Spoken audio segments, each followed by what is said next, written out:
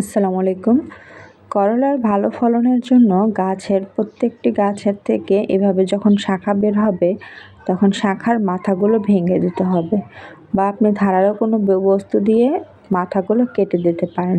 এর ফলে একটি গাছের থেকে একাধিক শাখা বের হবে, প্রতিটি পাতার কোণা থেকে নতুন করে শাখা বের হবে এবং গাছটি যেন মরে না যায়, এবং এই যে নতুন করে শাখাগুলো বের হচ্ছে, শাখাগুলোতে পর্যন্ত যেন পুষ্টি যায়, খাদ্য যায়। এই কারণে গাছের মাটিতে ব্যবহার করতে হবে জৈব সার এবং গোবর সার।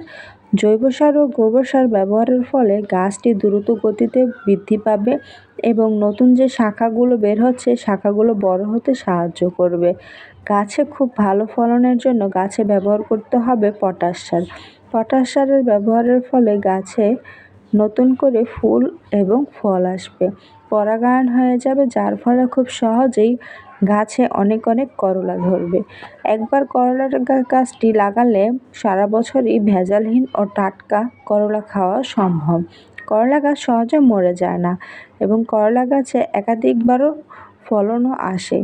তাই গাছকে ভালো রাখার জন্য গাছের মাটিতে অবশ্যই ভালো মানের সার ব্যবহার করতে হবে এবং জৈব সার এবং গোবর সার অবশ্যই গাছে ব্যবহার করতে হবে, তাহলেই হবে।